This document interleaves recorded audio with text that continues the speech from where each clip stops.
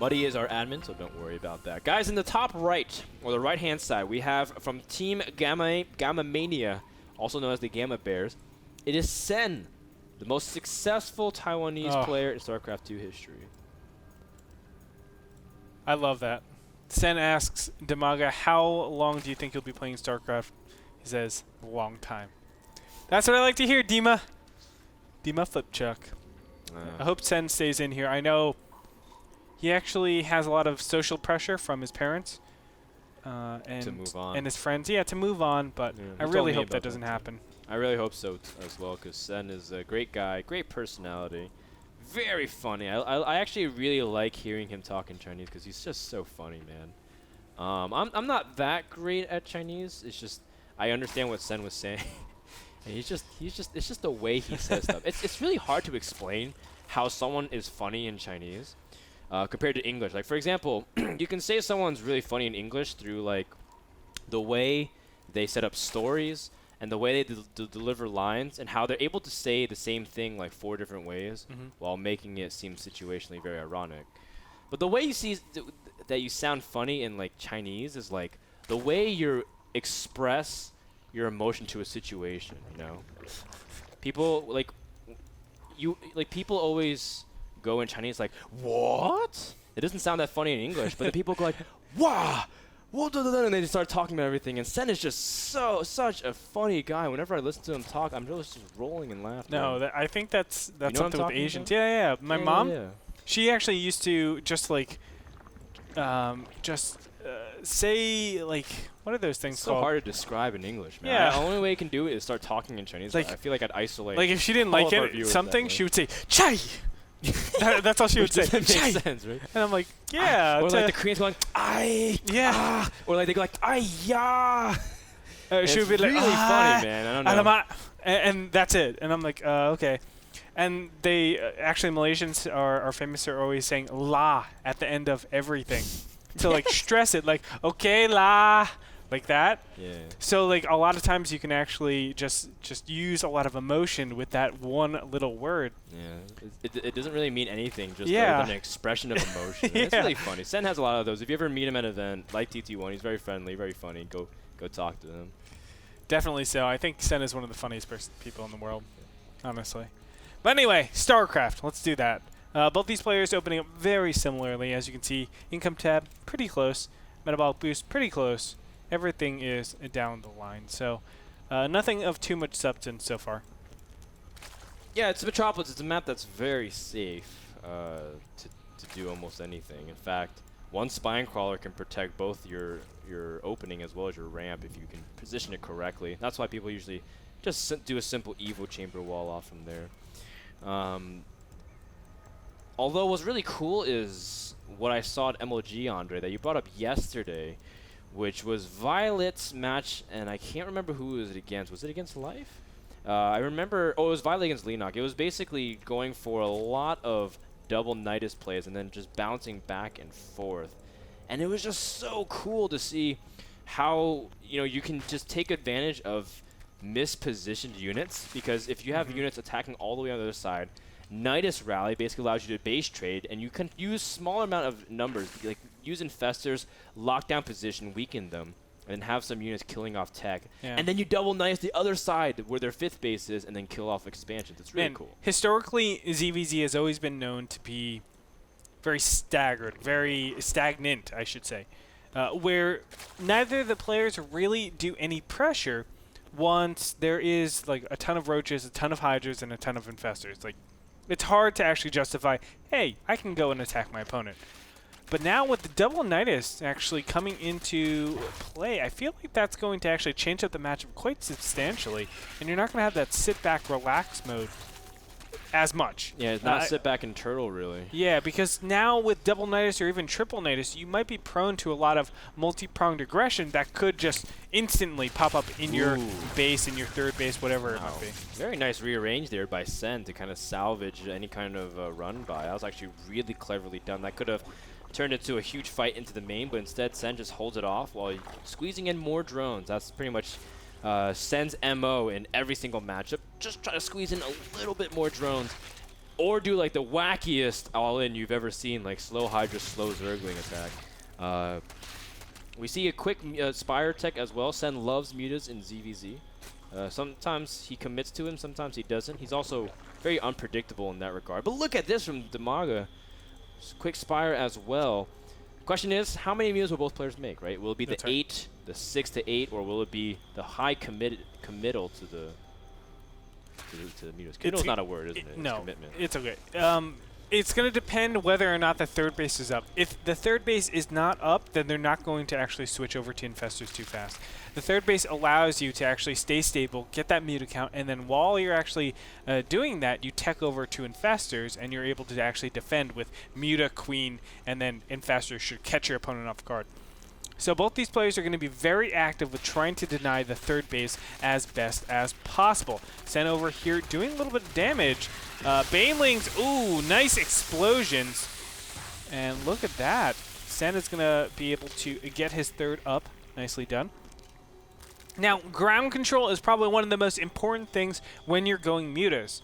And people might not realize this, but if I have mutas and you have mutas, but I have ground control, I can put my Zerglings directly underneath, and they soak up a lot of the glaive damage.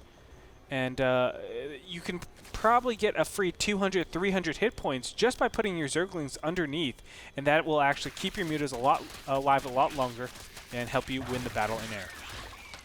That's a really cool trick you can use to help turn tides of the battle in your favor. Meanwhile, first two mutas are out onto the field, or coming out to the field. Dimaga squeezing out 8. Sen pushing out just around 6, so a little bit less, but of course he committed much more resources to his third base. Already a queen in position. Sen's macro looks on point this game.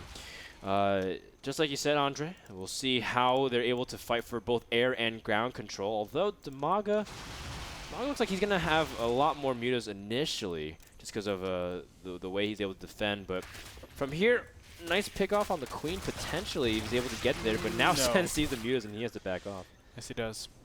And see, both these players are going to commit pretty heavily onto these mutas. Even Carapace, which is actually pretty important in this position. Why get Carapace? Because the glaives, excuse me. Glaives. They're so important. They do a lot of damage, so you're trying to minimize that as much as possible with that Carapace. Right now, though, Sen does have the advantage in that the mutas are on his opponent's side of the map. And you can see Dimaga is really lagging that fashion. So he will be able to pick off this one queen and probably a couple of drones. He does need to think about leaving pretty soon, though. Yes, just pick off whatever you can, although he's going to take a couple losses, maybe, depending on how things are. But the one Overseer has been spotted as well. It's kind of tough because Muta's turns are reduce their speed just ever so slightly, and you get a little bit more damage every time. You can see the Muta's slowly just losing health here and there, of course. Dimaga has to be kind of cautious too, because now it's starting to get to the zone where he has to turn back, and he does. That's right. He can be flanked by additional mutas. Let's go ahead and look at the muta count. Unit tab shows 18 to 15 in favor of Sen right now. Both these players just clearing up each other's overlord, so it's making it really uncomfortable for them to really commit anywhere. We're going to see an evolution chamber come down for both these players most likely, just because you don't want to be caught off guard. Not having spores, just buying that time is so important because it could mean, 20 drones dying or 5 drones dying. It's a big difference. So walk me through this, Andre, because whenever I've played Muta and ZVZ and I've gone up against another Muta player, one of us always quickly switches into Infest and everything. But what happens? Do they both just kind of have this arms race of who can have more Mutas upwards to like the 30, 40 count, and just whoever has more and who can pick off more just ends up winning? Like, what happens? I'm not used to seeing the situation. Yeah, to an extent, both these players are staying on heavy mutas, which is really, really weird. But this is not good for Sen right now. He actually needs to back up. You can tell because of the ground. These glaives are going to take, yeah, there you go. Puts them right underneath. Nice. That way they'll get a little bit of damage. So you're going to see them just scattered a little bit here and there. Queen's coming in for some DPS. But wow, Sen actually has a surprising amount more mutas. I was completely wrong with that call. I didn't even check the muta count. That was kind of silly of me. No worries, Andre. Oh, Dimaga overstaying his welcome again.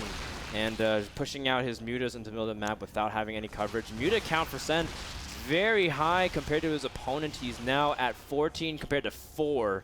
And Sen now has free reign to harass because Dimaga got to pull his queens. This is going to put Sen in a very nice advantage, although he's still making more mutas. And Dimaga will have +1 done for his flyer attacks. Yeah, and this should actually make a little bit more sense now that you think that the third baser Sen got up a little bit faster. He actually started mining gas about a minute faster than his opponent, and that normally yields a muta advantage, and that's why he was able to win that battle so decisively. So Sen just transitioning his macro into huge yields in this game. Now there is an upgrade advantage, I do believe, 1-1 up for the mutas of Dimaga, still 0-1 for Sen. So that again eating into that first battle, the first major battle. Dimaga is struggling. He really can't keep going mutas, but he is. Once he keeps going mutas, he's actually just saying, I'm going to lose the game. There's nothing that he can really do from here. Because Sen just has a much better economy. He's the one that's always going to be doing damage to his opponent. And when it comes down to it, I mean, you're never going to get more mutas than your opponent. So you need to think about switching over to something like Infestors. But Sen not even giving that time. Wow, he's flying directly over to it. Queens are transfusing as fast as they can, but Sen just has too many mutas compared to his opponent. This is going to spiral way out of control. If this army dies, the third is gone. Dimaga might just wrap things up very soon because he can't really hold on for much longer. Yeah. GG. And Sen takes game number 1 on Metropolis with great muta decision micro as well as his macro. Overall, solid game. Yes, sir. Taking the third a little bit faster. I'm actually surprised we didn't see Dimaga Infestor switch. Yeah, I agree. Sen known to be that super aggressive, but Dimaga saying, I want to meet you with a lot of mutas. Normally, the transition is you get the evolution chamber, get a couple of queens, and then you tech over to Infestor. But we've seen Sen historically punish that by going a lot of roaches, and then your Infestors pop out. They spend all of the energy on top of those, on top of the mutas, and then your roaches just pull through because you have nothing to directly deal with them. So it could be that, but Sen just a really good player. Awesome job and well done by Sen, but his work is not done yet. Has to win one more game in order to contend for first. Dimaga is still hoping to pull back into the series. This game was brought to you by Epson, the #1 projector brand worldwide. Check them out at epson.com. When we return, game number 2 between Sen and Dimaga. Remember, Sen's undefeated, so he wants to keep that streak alive. We'll find out what happens right after this commercial break.